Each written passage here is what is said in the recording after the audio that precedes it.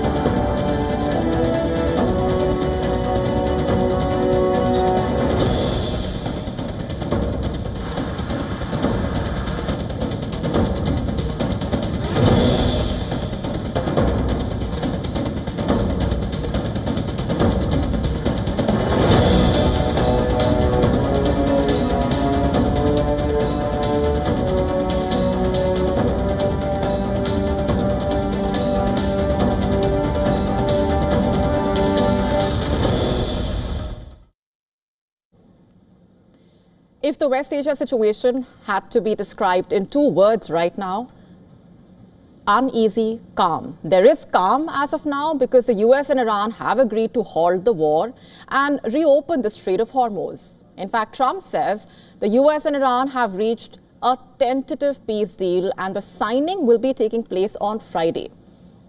It's uneasy because the situation continues to remain precarious, to say the least.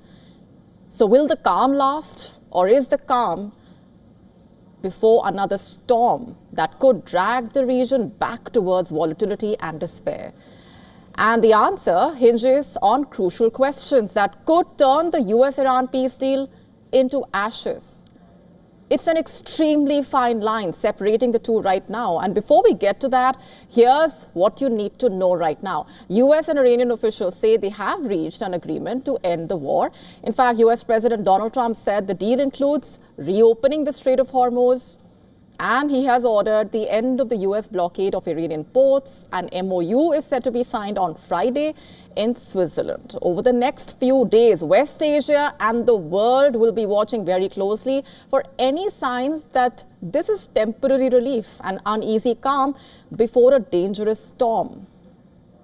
First, all eyes will be on Benjamin Netanyahu. Will the Israeli Prime Minister jeopardize the deal? You see, this is a personal test for the Israeli leader, and for him, his political survival depends on the war and the situation overall, with just months to go for the elections in Israel. So as of now, these developments are bound to cause heartburn for the Israeli leader. Let's also tell you more about what's been happening between Donald Trump and Netanyahu. During a wide-ranging interview with the New York Times, Trump has already claimed Netanyahu almost derailed the US-Iran peace talks, calling him a very difficult guy, quote unquote. Trump also asserting that American diplomacy is the only thing securing Israel's survival against its chief regional adversary. And the remarks coming following the announcement of the deal, which also brings us to the Lebanon question. Remember, Lebanon has been a sticking point in the negotiations, a major one, with Iran making a halt to Israeli attacks on Hezbollah a key point of any deal.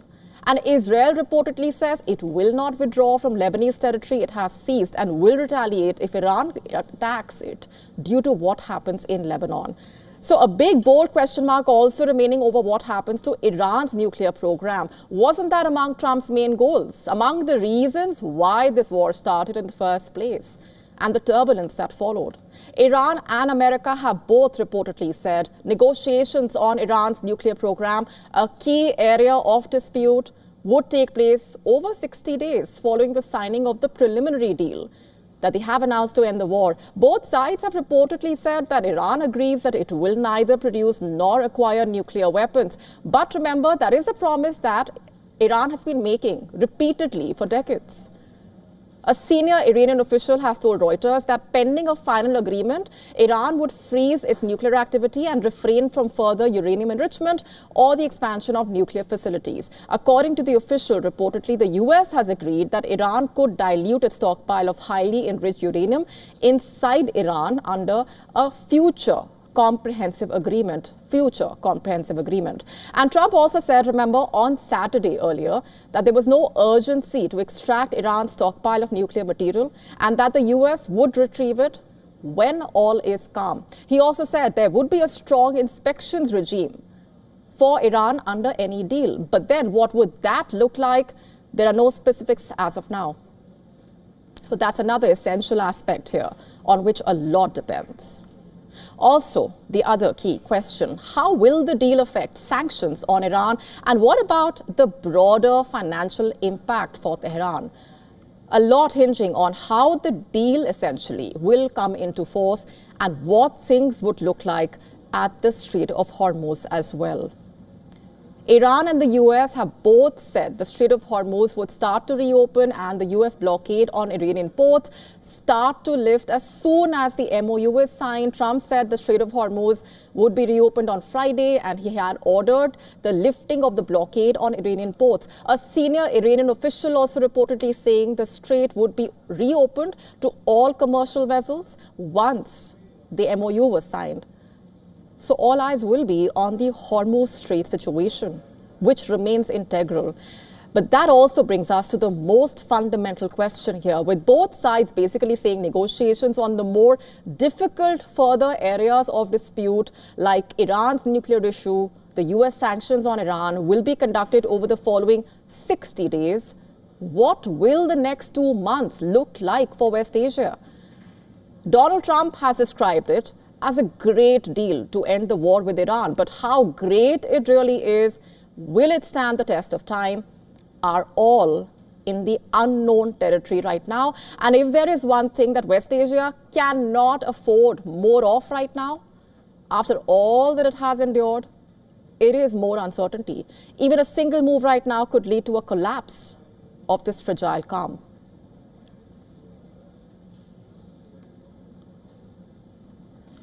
Shifting focus, Russia has launched its heaviest attack across Ukraine in 2 weeks. Caught in the firestorm is the 1,000-year-old monastery in Kiev. And while Ukraine blames Russia, Moscow has dismissed the attack on the crucial religious site, calling it a crude fake. And the attack coming as Poland questions Nazi worship in the Ukrainian capital. Here's a detailed report.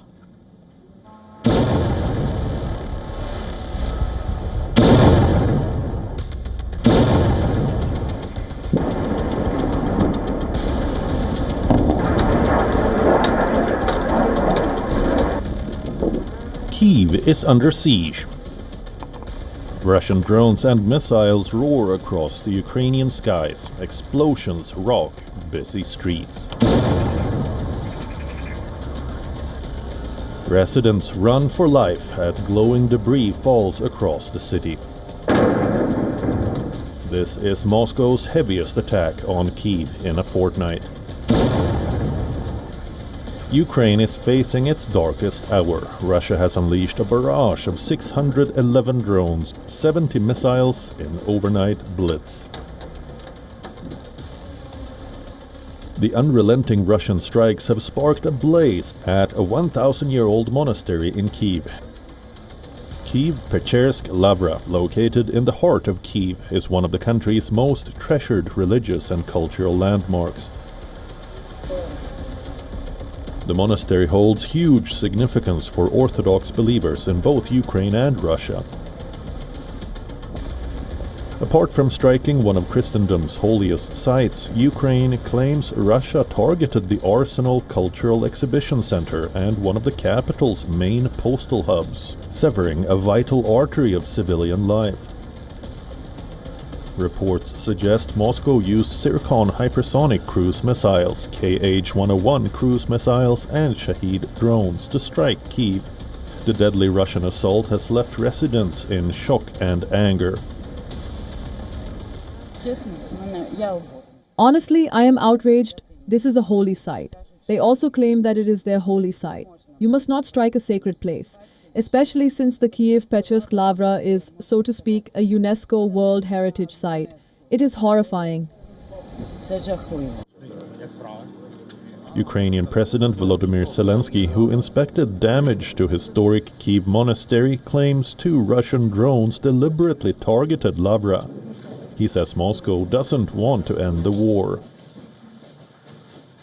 Before G7 started, be honest, we gave message that we are ready to meet with Putin during G7 because Trump is there and Macron is there, Starmer and Merz. So Europeans plus America, this is a good, I think, very good opportunity to meet all together, and that's why we could be able to invite Russian side, and Europe and the United States was agree, and Russia demonstrated again that they are not ready to speak about peace. But Russian military has a different story to tell. It says it carried out a massive strike on military sites in Kyiv, Kharkiv and Dnipro, but denies targeting the Lavra. Moscow claims the UNESCO World Heritage Site was hit by an outdated US Patriot air defense missile. The fresh strikes comes a day after Zelensky said he had spoken to US President Donald Trump and has discussed efforts to achieve a peace deal ahead of the G7 meeting in France. As fighting rages on the ground, Russia says that it is committed to Trump's peace proposal and awaits its implementation. Европейцы в нынешней ситуации. We are committed to the agreements reached on August 15th of last year in Alaska. President Putin has repeatedly stated that he accepted President Trump's proposal, and we certainly expect that the position agreed upon based on the American proposal will be implemented. We expect another visit from Mr. Witkoff and Mr. Kushner in the foreseeable future. But the Russian attack drew significant and widespread global condemnation. Russia showed the extent of its cruelty by massively striking the capital, Kyiv. For us French, would be the equivalent of bombing Notre Dame or Saint-Denis, something that is obviously unacceptable. Russia has intensified its onslaught against Ukraine. It vows to continue fighting if peace is not struck on its terms. With G7 leaders meeting in France, the big question is, will there be a path to peace? Bureau Report, WION, World is One.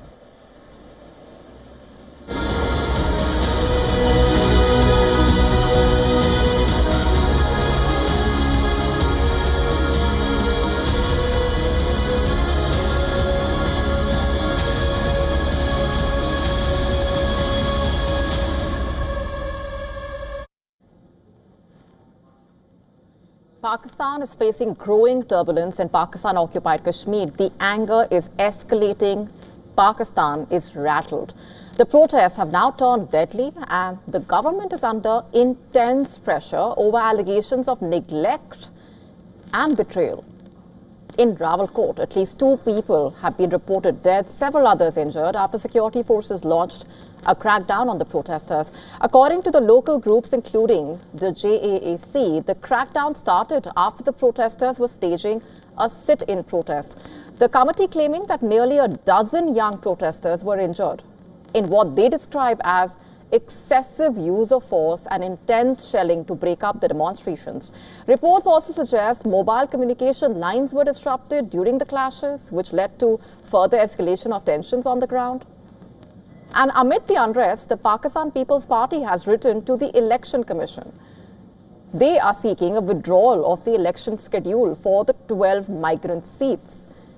And the party chairman has condemned the use of force against the protesters, but has stopped short of actually accepting the demands to scrap the controversial reserved seats in the assembly. And the reserve seats will basically allow Islamabad to install loyalists and dilute the local representation in the polls. The fear of all of this is also further fueling discontent on the streets, and the anger is palpable. It's not just limited to these areas. Thousands of British Kashmiris in London as well took to the streets from the Parliament Square to Trafalgar Square. They are protesting against the crackdown and calling for a revolution against Pakistani forces in the region. And this unrest coming in the backdrop of Pakistan's worrying economic survey. The numbers are deeply concerning. Incomes are falling. Poverty is rising. Food consumption is declining. And for the first time in history, households are buying less wheat and less meat.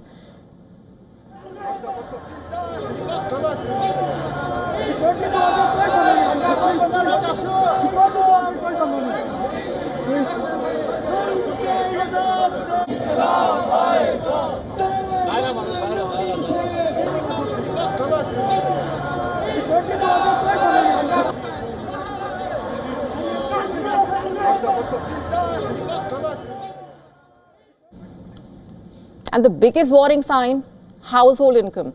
Real monthly household income has fallen from 35,454 Pakistani rupees in 2019 to 31,127 rupees in FY 2025. That's a 12% decline in real purchasing power in just 6 years.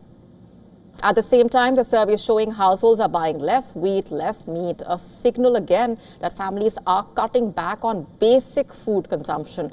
Income inequality, meanwhile, has also worsened, with the gap between the rich and the poor reaching its highest level in decades.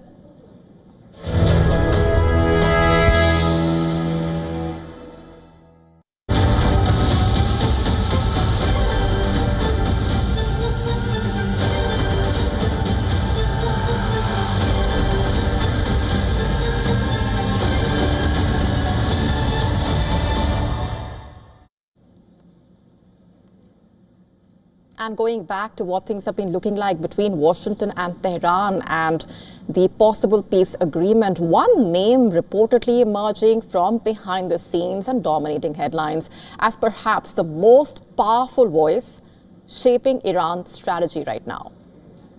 Ahmad Vahidi. According to a Wall Street Journal report, the veteran commander of Iran's IRGC repeatedly has pushed for confrontation over compromise, and reportedly has become a dominant force in Iran's decision-making apparatus.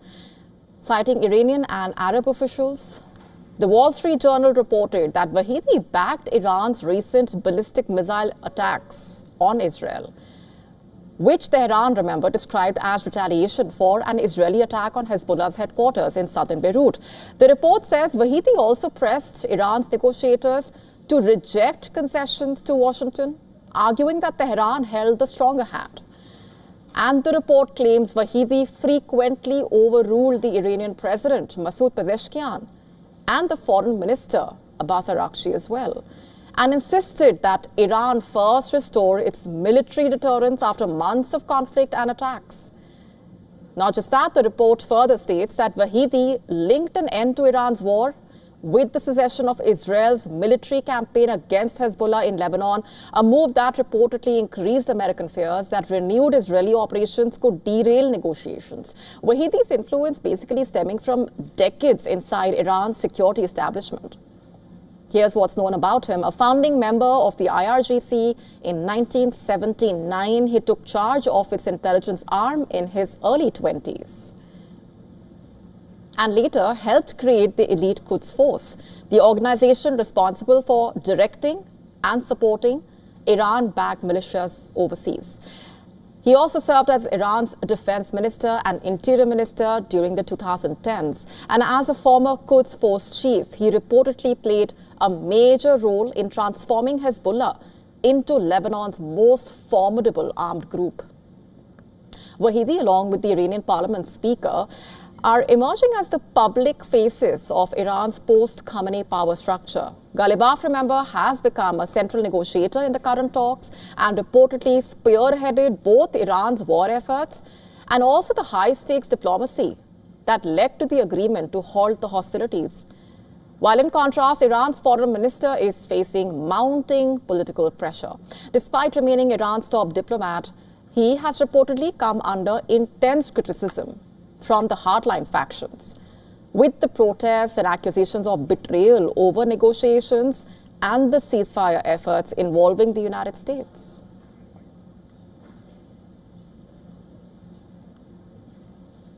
A tentative peace agreement between the US and Iran sparking a broad rally across global financial markets.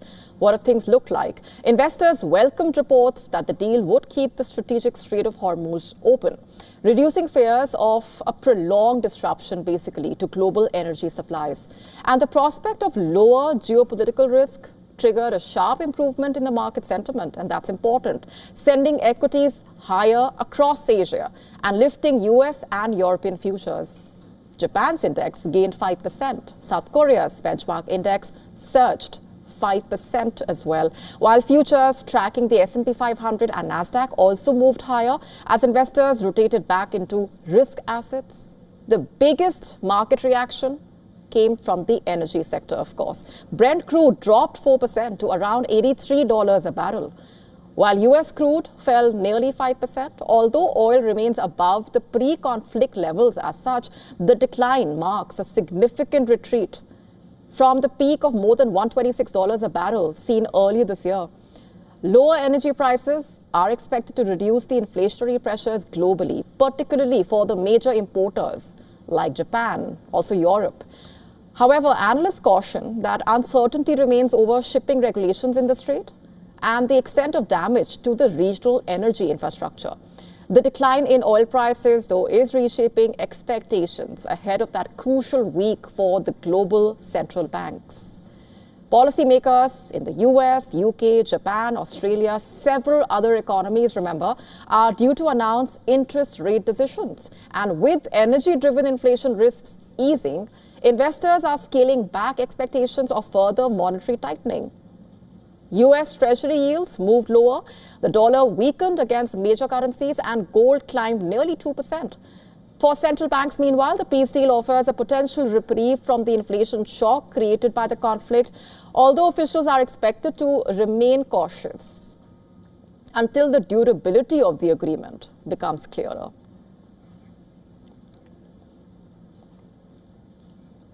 A historic first. Prime Minister Modi has become the first Indian Prime Minister to visit Slovakia since the country gained independence in 1993. And the visit is already delivering results, from a major upgrade in bilateral ties to new agreements on trade, investment, labor mobility. After France, Prime Minister Modi landed in Slovakia, and the visit underlines New Delhi's growing engagement with Europe and its push to deepen strategic partnerships across the continent. Prime Minister Modi received the ceremonial welcome, complete with traditional Slovak hospitality, including the symbolic offering of bread and salt. And beyond the warm welcome, the visit is also delivering concrete outcomes. During delegation-level talks, Prime Minister Modi and the Slovak Prime Minister agreed to elevate the bilateral ties to a comprehensive partnership, a major step forward in the relations. Prime Minister Modi highlighted that trade between the two sides has grown steadily, but also stressed that the potential is far greater. Both leaders discussed expanding cooperation in automobiles, railways, advanced manufacturing, green technologies, also defense and infrastructure. The two sides also announced an agreement on labor mobility, opening new avenues for skilled workforce cooperation. Prime Minister Modi also thanked Slovakia for supporting efforts to conclude the India-European Union Free Trade Agreement. आज प्रधानमंत्री जी और मैंने हमारे सहयोग को नई दिशा और नई ऊर्जा देने पर विस्तृत रूप से चर्चा की। हमारे द्विपक्षीय व्यापार और आर्थिक सहयोग में हो रही प्रगति हमारे लिए संतोष का विषय है। And the Slovak leader described India as a trusted partner, praised its achievements across multiple sectors, from diplomatic symbolism to strategic substance. This visit marking a new chapter in this crucial relationship. Today, we agreed with the Prime Minister on elevating the cooperation between Slovakia and India to a cooperation which we can call comprehensive or strategic collaboration. And before we go on any further, a quick look at what else is lined up for you on the show tonight. We get you a GRAVITAS special report as India moves to bring green boots home. What is the story there? This is coming up shortly.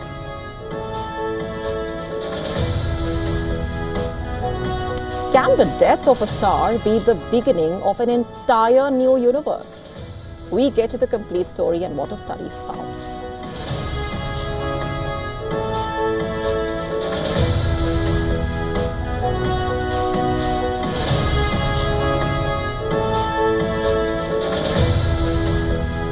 What if aging had nothing to do with cognitive decline?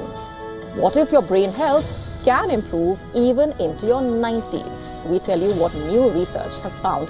All this and lots more coming up.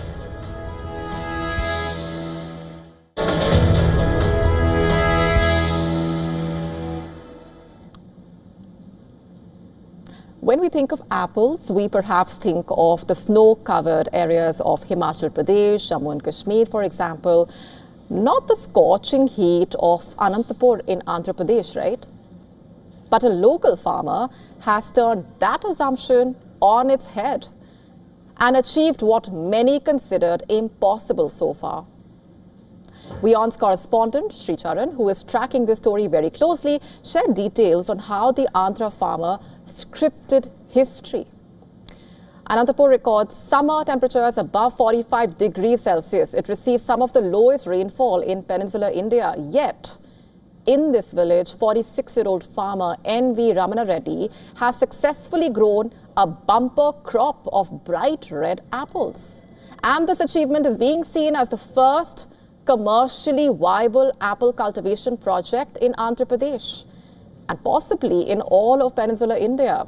The success, of course, did not come easy. Around 2020, he planted apple saplings brought from Himachal Pradesh. The experiment failed. He suffered losses of nearly 8 lakh rupees, in fact, after more than 3 years of effort. The turning point, though, came after a conversation with a friend working in Israel. He learned about a heat-resistant apple variety, especially developed for hot and arid regions. He imported the saplings and planted them in Anantapur's harsh climate. Listen to this. Everyone was surprised and asked, are apples being grown in Anantapur? My orchard became a tourist spot. I sold only 1 ton and gave the rest away to everyone. This time the harvest was 4 tons. And the results, of course, have surprised even experts and fellow farmers. The apples are reportedly comparable in color and taste to India's famous Shimla variety. India is the world's 5th largest apple producer, Jammu and Kashmir accounting for nearly 70% of domestic production. Himachal Pradesh contributes about 20%. Other hill areas make up the rest. But one farmer in the parched fields of Andhra Pradesh's Anantapur has now shown that innovation can rewrite even the rules of geography.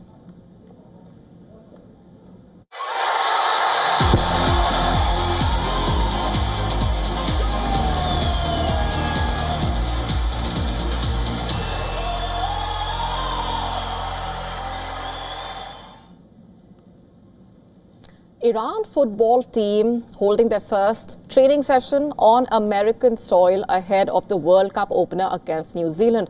That's enough to get your attention, I'm sure. The squad arrived in the United States for the first time at this World Cup just before that peace deal between the two sides was announced. What timing? Iran's team left its base in Mexico to a rousing send-off, with the supporters packing the sidewalks outside the team hotel. Fans were seen chanting Persian slogans for national team, basically, as the players emerged from the hotel and made their way to the waiting bus. Take a look.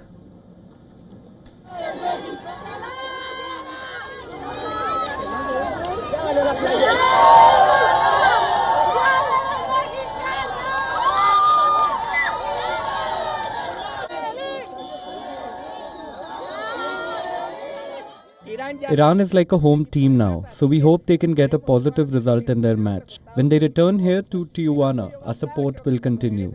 And on the day they leave this city, we would want them to leave with a memory that will last for many years to come. That Tijuana embraced them and gave them the warmth of soccer. Iran's team arrived at the Los Angeles International Airport on Sunday, the eve of their World Cup match opener. Iran will be playing their opening match against New Zealand. It will be played against the backdrop of the US war with Iran and the newly announced peace deal. Iran moved their World Cup base camp from a sports complex in Arizona to Mexico late last month, remember. The US-Iran deal to end the war will be signed during an official ceremony on Friday in Switzerland. Speaking at the press conference, the Iran captain said he felt the tension after arriving in the US. He said, I'm quoting, "This kind of tension undermines that joy and it undermines the message of FIFA and our people, which is about football and bringing about peace. I have felt the tension from the first moment we arrived at this World Cup. Of course, we don't have the same beautiful experience we usually talk about, peace and joy. I know several countries had visa problems and changing of training camps. The tension exists. It did before the World Cup even started," quote unquote. Just for context here, Iran has never reached the knockout rounds of a World Cup. Their Group G also contains Belgium and Egypt, and Los Angeles has the largest Iranian community outside of Iran, interestingly. But there were also protests outside the training session near Los Angeles. Around 25 protesters chanted that the team does not represent their people. Listen to this. How they can go to choose the team that it comes with the flag of Islamic Republic and national anthem for the Islamic Republic. This regime has occupied Iran for 47 years and destroyed Iran culture, everything in there. That's why we try to revolution and change the regime in Iran.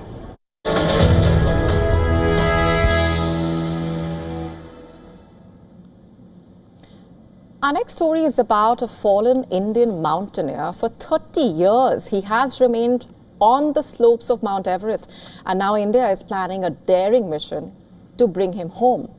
What's the story here? The Indo-Tibetan Border Police is set to launch one of its most challenging Everest recovery operations ever.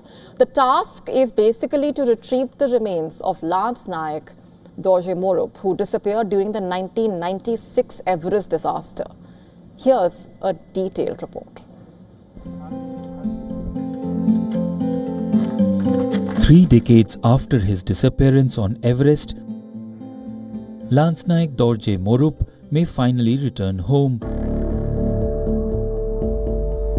The Indo-Tibetan Border Police has floated a tender to hire a specialized high-altitude recovery agency for the mission. Morup's remains are believed to be lying at an altitude of about 27,700 feet on Everest's northern slope in Tibet. The location is deep inside the mountain's notorious death zone, where oxygen levels are too low to sustain human life for long. The recovery operation is planned between June and September 2026. It will require a team of at least 6 highly experienced Nepali Sherpas with expertise in technical body recovery above 8,000 meters. The selected agency will also have to secure permissions from Chinese authorities in Tibet, arrange transport of the remains through Nepal, complete legal formalities, and ensure proper preservation of the body exposed to extreme conditions for nearly 30 years. Dorje Morup was among 3 ITBP climbers who disappeared during the deadly 1996 Everest expedition. On May 10th, Subedar Sevang Samanla, Lance Naik Dorje Morup and Head Constable Sevang Paljor pushed for the summit despite worsening weather. A fierce blizzard soon engulfed the mountain and none of the 3 climbers returned to the camp. The tragedy became part of the infamous 1996 Everest disaster. It still remains one of the deadliest seasons in the mountain's history. Over the years, a body near the northeast ridge route became a well-known landmark for climbers and was popularly known as Green Boots. The name was given due to the distinctive green mountaineering boots visible on the remains. Recovering a body from the death zone is considered one of the most dangerous tasks in mountaineering. The mission will expose rescuers to extreme risks, including avalanches, storms, falls, and severe oxygen deprivation.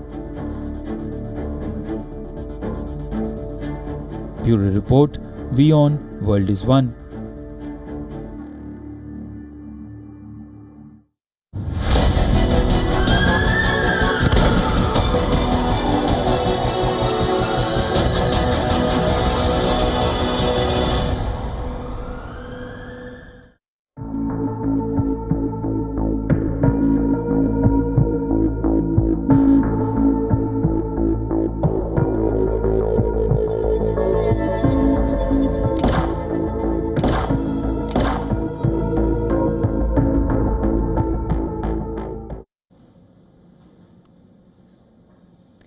An Australian family's holiday trip to Pakistan ended in a fatal tragedy. This happened after a 9-year-old was killed during a police operation following an armed robbery, reportedly. The incident occurred last week in Pakistan's Punjab province, where the Perth-based family was visiting a relative and traveling in a rental car when they were held at gunpoint by robbers, allegedly. And according to the Punjab police, reportedly, officers from the Crime Control Department intervened after the family was taken hostage. And during the encounter, the suspects opened fire at the police, triggering an exchange of gunfire. Authorities reportedly say in the chaos that followed, an officer mistakenly believed the suspects were attempting to escape in the family's vehicle and opened fire on it. And that decision proved fatal, leading to the deaths of this 9-year-old girl and injuries to her father and brother, reportedly. Her mother survived unharmed. The officer responsible has since been suspended, arrested, and produced before a court, reportedly. He was remanded to judicial custody. His weapon and shell casings have also been sent for forensic analysis. The Australian Prime Minister, meanwhile, has called for a transparent and full investigation into the incident. And these circumstances do need to be examined. They need to be examined in a transparent way so that everyone can know, the family most importantly, but others as well. And Australia expects there to be transparency and a proper investigation of these circumstances. Meanwhile, Pakistani authorities promised a thorough and impartial probe into the fatal shooting. Let's now cut straight across to that crucial meeting between the US President Donald Trump and the French President.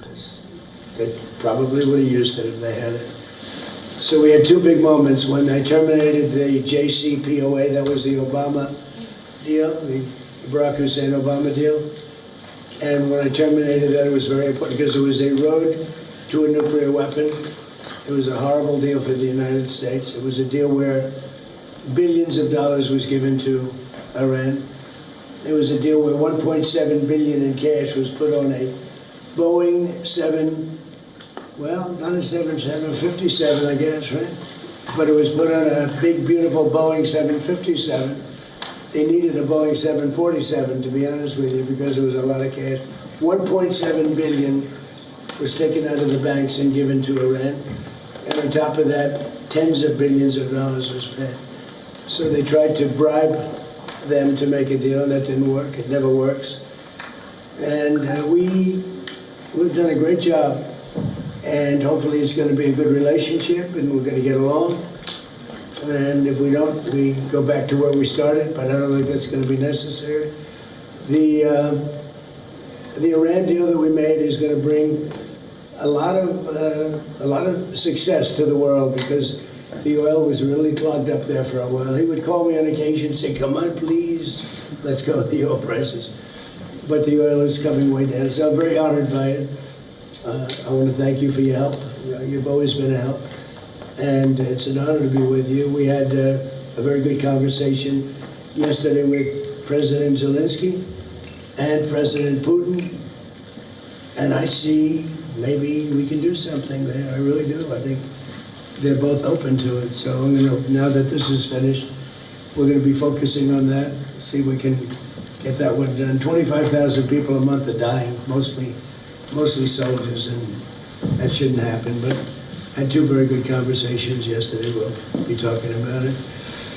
And we had a really exciting, I think maybe one of the most incredible evenings in the history of the White House. We had an evening last night with the fighters, and I was very happy. I called last night, very late last night, to congratulate you, because in the heavyweight division, a French fighter won. I don't know, is that maybe more important than the World Cup? To some people it might be.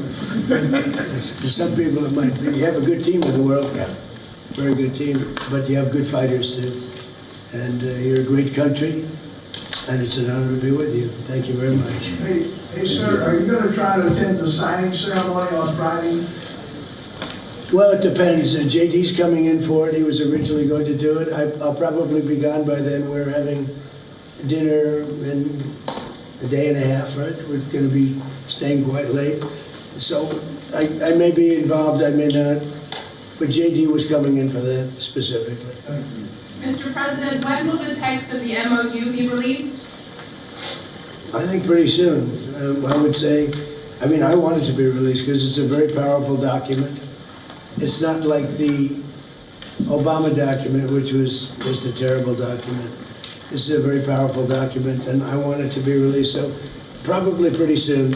I would say sometime after Friday, because the Strait opens completely. It's open now, but it opens completely. We'll have all the mines knocked out for the most part. We have a lot of lanes right now already. Mr. President. So I think sometime in the very near future, yeah. Mr. President, does the deal involve any sanctions relief for Iran? When would that go into effect? No, it doesn't. Well, they have to. It's really a behavioral thing. If they do what they're supposed to do, that starts taking effect. Monsieur Macron, quel engagement êtes-vous prêt à prendre au nom de la France dans le détroit d'Ormuz? Vous avez parlé du porte-avions Charles de Gaulle. Mr. President, what do you expect from France and well, I would love them to do that. I don't think we're going to need much help because we have an agreement where it's going to be open, and it's toll-free. We had a little argument on that. It's toll-free. So I don't think we're going to need much help, but I don't think it's a bad idea to have a ship or two up here from a few countries. You'd be a great country to do it, because you never know what happens. But I think it's going to be open, and I think it's going to be free sailing. We do want to see if we can straighten out the Lebanon thing, because it just seems to just never end.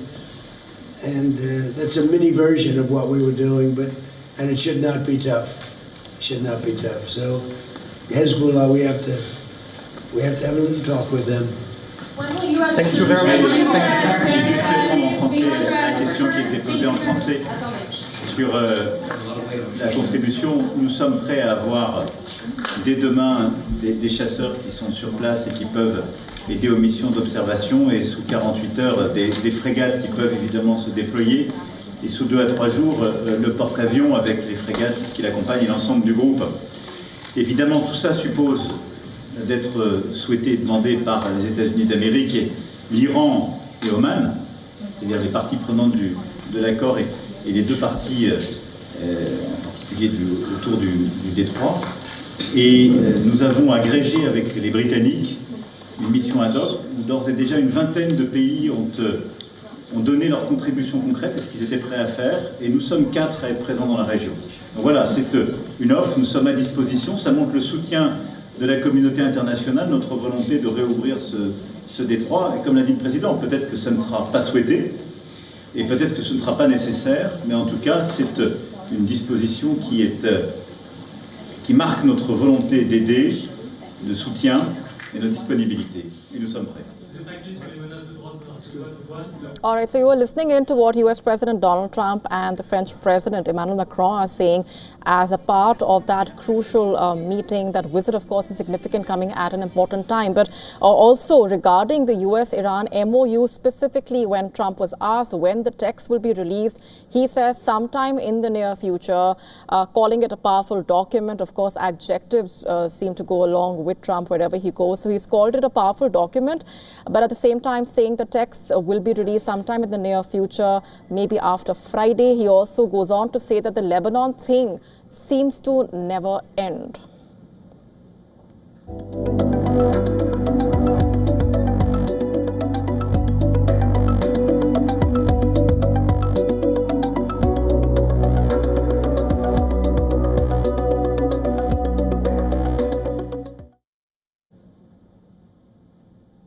Shifting focus for now, a legal battle over one of Britain's most iconic Indian restaurants is heading to court.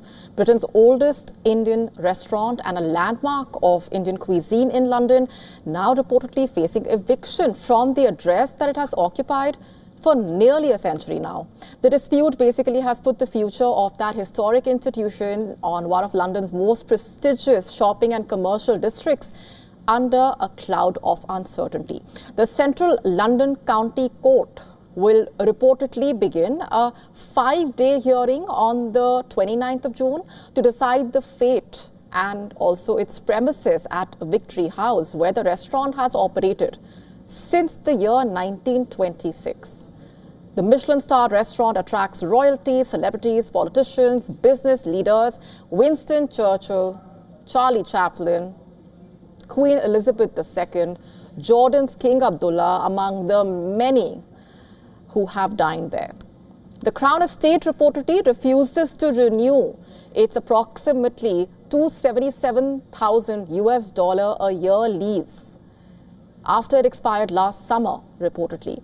However, the restaurant has remained open because of the ongoing legal proceedings, and the Crown Estate reportedly says it needs possession of the building to carry out a major refurbishment of the upper floor offices and create a larger reception area that could generate higher rental income.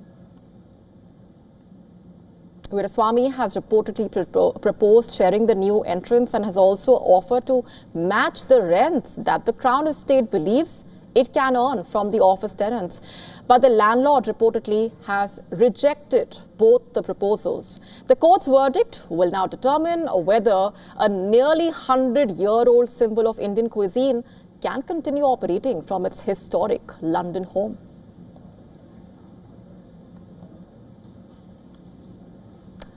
What if the death of a star is not an ending, but a whole new beginning? What if instead of leaving behind a black hole, a dying giant star creates an entirely new universe? Scientists have now proposed a new theory claiming that the collapse of a massive star could actually spark the creation of a tiny expanding cosmos hidden within it. Our next report telling you more.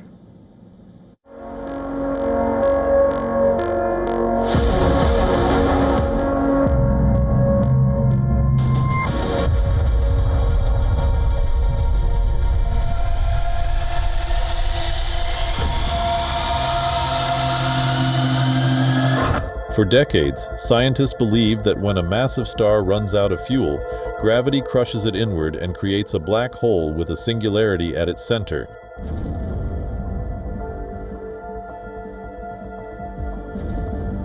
A place where the laws of physics simply stop working. But two theoretical physicists from a university in Frankfurt proposed an alternative. Their mathematical model suggests that a collapsing star could give birth to a miniature universe inside itself.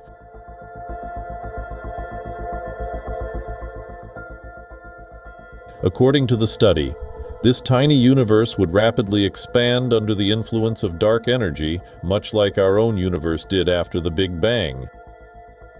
As it grows, this newborn cosmos would push outward against the crushing force of gravity. That tug of war could stop the collapse before a black hole forms. The result would be an object called a gravistar, an ultra-compact body that mimics a black hole but contains an expanding universe within.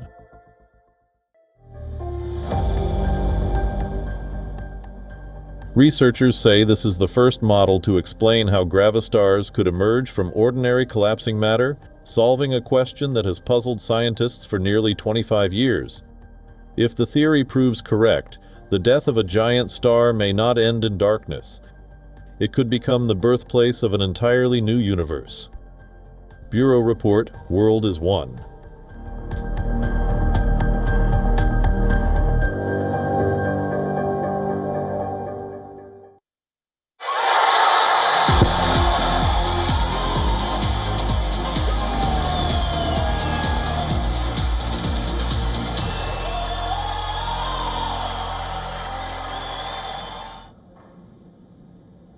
Sweden's Yasin Ayari has emerged as one of the standout performers of the World Cup so far. The 22-year-old scored a brace for Sweden against Tunisia and made quite the impression on his World Cup debut.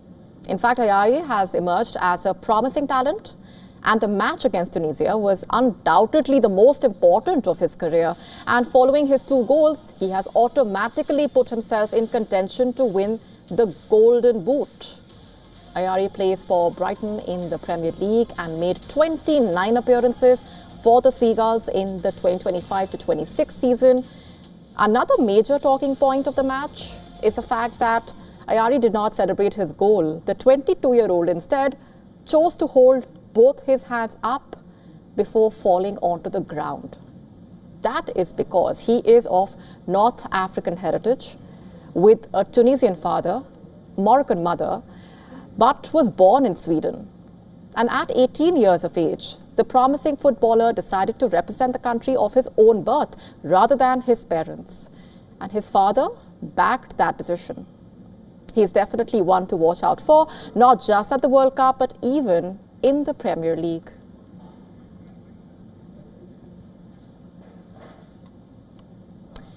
Japan, meanwhile, played out a thrilling 2-all draw against the Netherlands on Sunday. In the match of the World Cup so far, the team deservedly drew praise for their performance against the Netherlands, cementing their status as a force to be reckoned with. But their supporters also gained the admiration of the football world with their conduct and ended up winning hearts. Japan, remember, is known for its discipline, and that was on full display even during their celebrations following the late equalizer against the Netherlands. In Tokyo, thousands of fans poured into the iconic crossing, one of the world's busiest pedestrian intersections, by the way. And what stood out was the organization of these celebrations.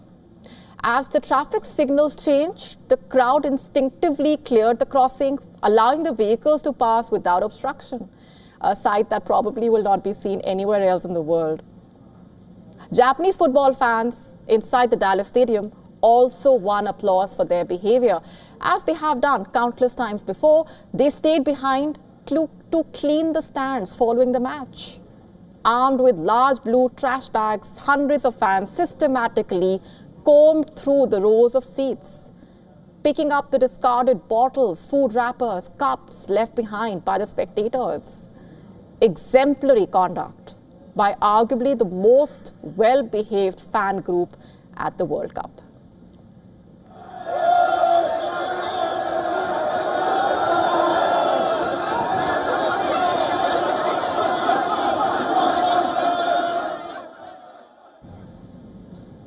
And on that note, it's a wrap on this edition of GRAVITAS tonight. This is me, Molly Gambhir, signing off. Thanks for watching.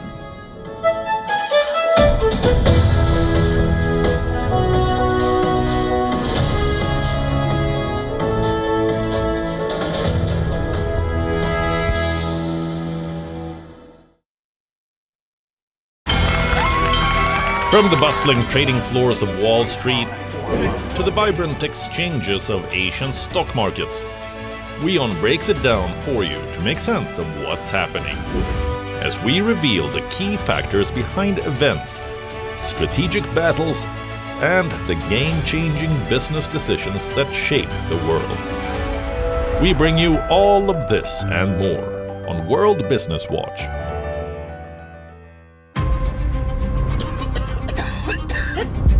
You can have 1,000 problems in life until you have a health problem. and then you have only one. Health is wealth, a timeless proverb that has resonated through generations. It reminds us that physical and mental well-being are life's most valuable assets. At the WION Health Pulse 2026, we tap into the health concerns that matter to you the most and explore actionable strategies to safeguard the ultimate wealth, your health. 4 pulsating themes, 100 plus thought leaders, one dynamic platform. WION Health Pulse, because your health matters.